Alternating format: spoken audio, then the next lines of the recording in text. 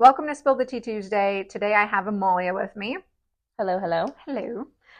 So we were just chatting about like history and stuff of like things we've been through.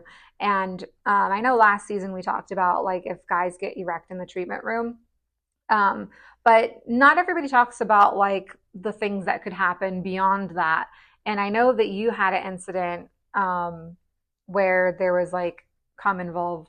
So can you tell Yeah. me your story? Okay. So it wasn't me actually who waxed him. I waxed the wife. They were a couple coming in. I'm sure your audience knows that we're in Las Vegas, and there's a lot of people that pass through Mm-hmm.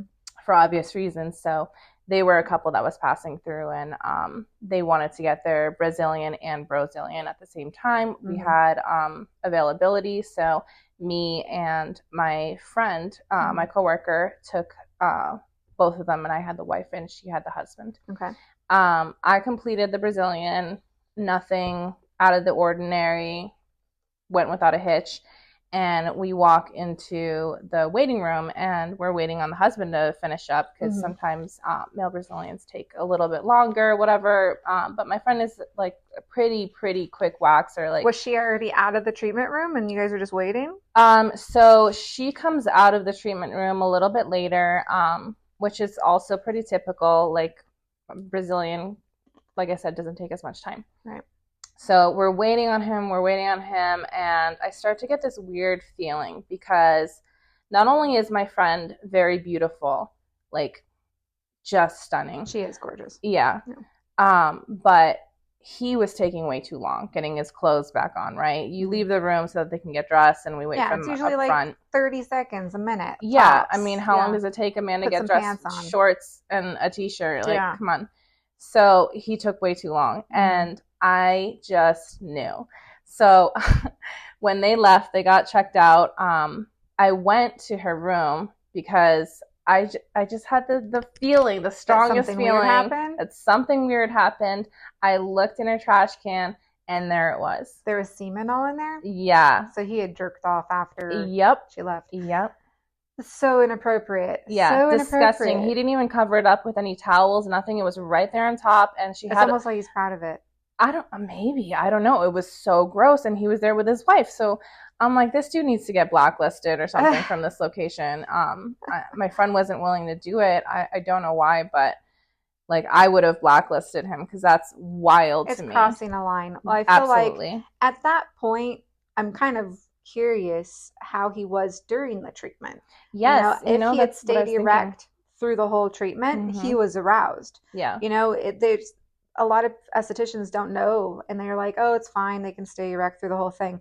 I say no, that's not okay. If they're erect through the whole service, it's because they are choosing to be erect through the whole service. Oh my God, and this is something else that I wanted to talk to you about is that we were talking about this as a group because we all worked in the same location. So it was all the estheticians in the back room talking about like men getting erect and like how we felt about it and things like that.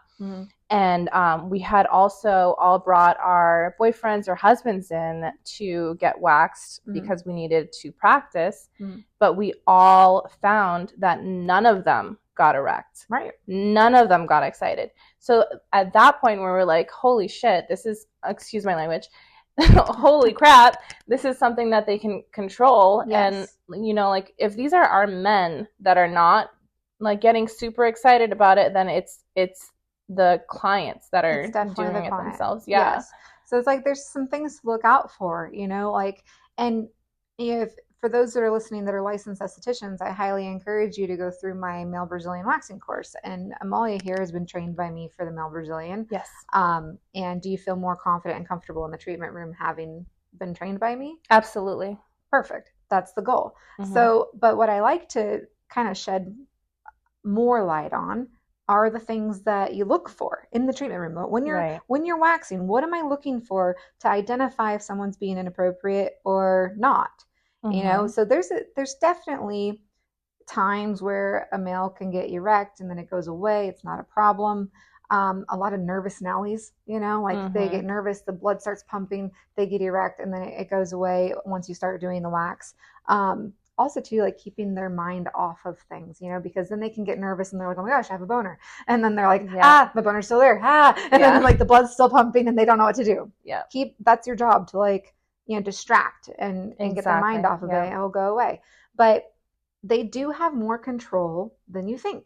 Like, and I want to say that again for all of the female waxers out there. They do have more control than you think.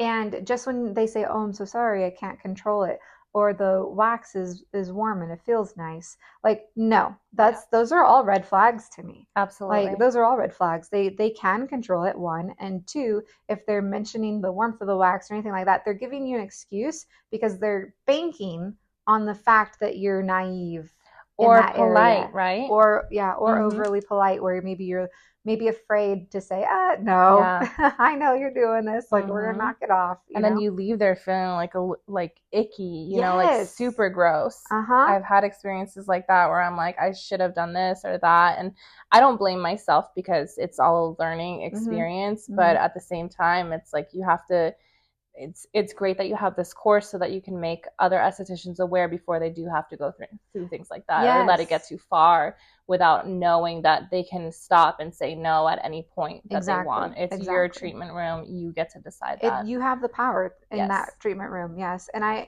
another big one too is I don't let the client hold themselves.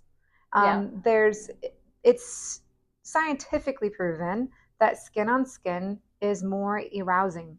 So if you have them holding, they're ungloved and they're holding while, let's say, a beautiful woman is touching them, you have a higher chance now of them getting erect whether they wanted to or not. Right. You know, so why not take control of the situation and eliminate all possibilities? You know, exactly. So, you know, I don't want them touched. I move my towel up and I tell them, okay, this is my treatment. Or, you know, this is my work zone. You chill. We're going to get it done. You know? So yeah, there's a lot to it. There's more to it too. Like pre-com and things like that and how much of it. And, you know, it sounds gross, but there is something to look for. And there are ways to eliminate those uncomfortable and, you know, naughty guys, you know, experiences. The risk of experiencing that. I've had phone calls too. Can I tell you about some of my phone calls? Yeah. So this guy had called me on private and he was interested in waxing and already. The male Brazilian? Yeah, the male Brazilian. And of course the private call was a red flag to me, but I continued anyways, partially out of curiosity, partially out of like, could I make some money off of this? Right. It's my business. So I kind of have to try be open, you know, right? And getting people in. Yeah, and kind of feel the vibe from then on. Not open to the weirdness, just to clarify. Yes, yeah. Not open to the weirdness. Important clarification.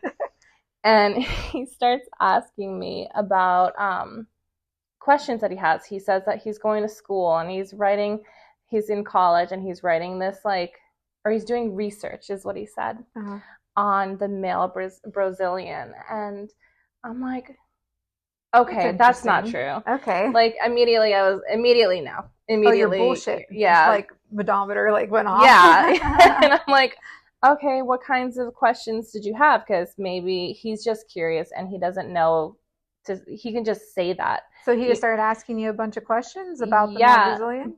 Under the guise of writing, like doing research for school. Like interesting. Yeah. So he was asking me about hair length, and some of the questions were a little bit more normal. And then he was like, what percentage of men that you take care of or service are what is it called, circumcised or not? Oh, okay. And I was like, I'm not quite really sure how to like, what does that have to do with waxing? And I was like, I'm not quite sure how to answer that because I don't really pay attention to that. I'm not like staring at their penises, tip of their like like tip of their penis, like I don't know. And he was like, well, if you had to guess. And he kept pressing me, and I'm like, I honestly couldn't tell you a number. He just made you feel uncomfortable. Yeah, immediately uncomfortable. And I still, like at this point, it was earlier in my solo career, so I still asked him when he would like to book for. Yeah. And I was like, hold on, let me pull up my schedule real quick, and I was going to open up an app on my phone. I ended up hanging up on him by accident. Whoops. It was meant to be. It was meant to be.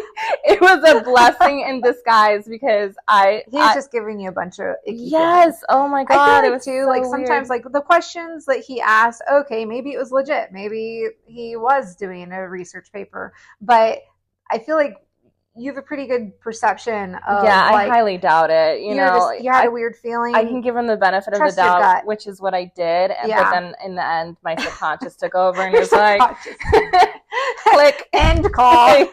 Oh, whoops. My darn subconscious. And since he called in private, I couldn't call him back. He didn't call back. And he did not call back. Oh, so I feel like that's another sign that your gut was probably correct. Yeah. I mean, and to answer that question, I think more males are circumcised than not.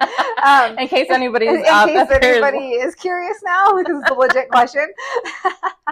And does it affect the waxing? Not really, no. I mean, maybe how you're holding the skin. Like if they're not circumcised, I kind of treat it like a sandwich, putting it in a baggie. Like the head goes in, kind of grab that foreskin, pull it up, so you have like a skin to pinch and like pull away. Oh, okay. Yeah, so you kind of just, pull yeah, I don't even touch that area. I don't. I have guys that grow all the way up to the tip of the penis. Really? Yeah, so I have to get all that. I only have a few male clients. I haven't seen that yet, but. I mean, there are different ways to do it. I only have one client, though, that I lay out a pair of gloves for him. And it's only because he doesn't have enough foreskin for me to pull it over the head of the penis to like stretch. Yeah. So I have him hold, and I'll just tell him like I'll point in a direction and he pulls in that direction, and then I wax up the shaft. That's so great. You gotta do what you gotta do, right? Mm-hmm. And again, it's not skin to skin. Not skin to skin. Yeah. It's very important. Thank you for highlighting that. Mm-hmm. It's totally gloved, and I think too, not only is it not skin to skin, but just having the gloves out, you're already setting a precedence that this is a professional service. Right. You're not just asking them to touch themselves, Exactly. Yeah. That's crazy. I do get some wacky phone calls. I had somebody call saying that they're coming to like the porn convention. I've had people call and say, oh, it's an S&M convention and we like to wear leather. What can we come into the shop wearing? I'm like, whatever's comfortable to you. Your butt cheeks hanging out for all I care. I don't care. As long as you're Come in here in a man thought you could be Borat walking through my door in your sling outfit. I don't care. The monokini. In the monokini. I saw this bathing suit. It's like a one piece, but it's like Borat's body with the monokini. I want it. So bad. My husband's like, why is that in our Amazon cart? Like, because I want it. I love it. They are really cute. Not on Borat per se, but I like them. I can get behind that. Right? It depends on the person. Yeah, I think so too. Well, thank you for listening to Spill the Tea Tuesday. Until next week.